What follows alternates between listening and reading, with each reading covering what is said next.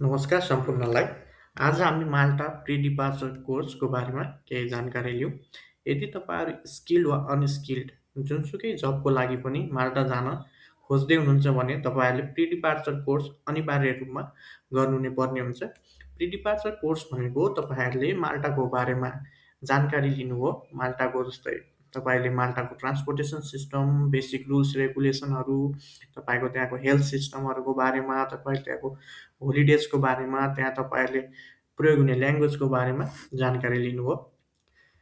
Pre departure course 2 फेजमा divide गरेको छ, phase 1 र फेज 2। फेज 1 भनेको तपाईँको अनलाइन लर्निङ मोड्युल्स हुन्छ र फेज 2 भनेको तपाईँको इन्टरभ्यू हो।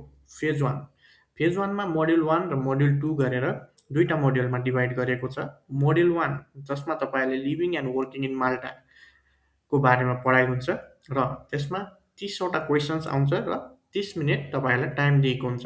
सिमिलरली मोड्युल 2 मा तपाईँले right and application at the work place को बारेमा पढाइ हुन्छ र तपाईँले त्यसमा 30 वटा क्वेसन 30 मिनेटमा सल्भ मिलाउनु पर्ने हुन्छ। तपाईँको यो टोटल्ली एमसिक्यू बेसिस एक्जाम हुन्छ। एमसिक्यू भन्नाले multiple choice question. Both modules must be completed online. तपाईँले यो सबै मोड्युलहरू अनलाइन पढ्ने नै हो र एक्जाम पनि अनलाइन नै दिने हो।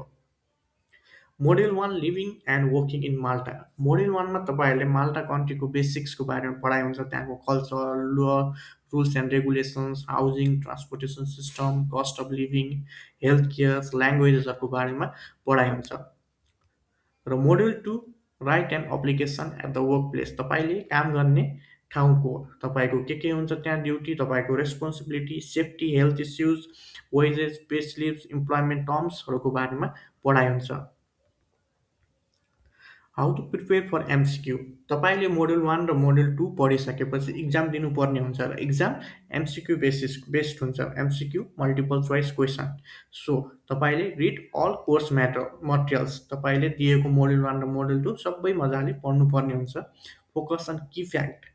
मेन कुराहरूमा फोकस गर्नुपर्ने हुन्छ। Practice sample questions. मोक टेस्टहरू धेरैभन्दा धेरै दिनुहोस् र म्यानेज यो टाइम र 1 मिनेटलाई एउटा क्वेसनलाई 1 मिनेट दिने गरी आफ्नो टाइमलाई म्यानेज गर्नुपर्ने हुन्छ।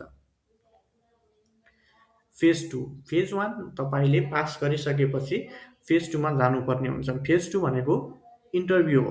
तपाईँलाई कम्तीमा 20 मिनेट दिइन्छ। इन्टरभ्यूले लाइभ कन्भर्सेसन गर्छ तपाईँसँग, जसबाट तपाईँको बेसिक कम्युनिकेसन स्किलहरू तपाईँले मोड्युल 1 मा र मोड्युल 2 मा पढेका कुराहरूको बारेमा इन्टरभ्यूले जानकारी लिन्छ। What the interview will check. अघि भने जस्तै तपाईँको बेसिक कम्युनिकेसन स्किलहरू, तपाईँको मोड्युल 1 मा मोड्युल 2 मा पढ्नुभएको life in Malta, rights and responsibility, work place सिनेरियोजहरूको बारेमा इन्टरभ्यूले तपाईँबाट जानकारी लिन्छ, के तपाईँलाई कतिको थाहा छ त्यसको बारेमा भनेर। Tips for live interview. Interview दिँदाखेरि तपाईँहरूले ध्यान दिनुपर्ने कुराहरू: स्पिक स्लोली एन्ड क्लियरली। बिस्तारै तर स्पष्ट रूपमा बोल्नुहोस्। Ask for repetition if needed. यदि तपाईँले कुनै क्वेसन बुझ्नु भएन भने एकचोटि फेरि सोध्नुहोस्। Use examples from the course. तपाईँले पढेको कोर्सबाट इक्जाम्पल्सहरू युज गर्नुहोस्। Stay calm and be yourself. शान्त रहनुहोस्, धेरै आत्तिने काम नगर्नुहोला।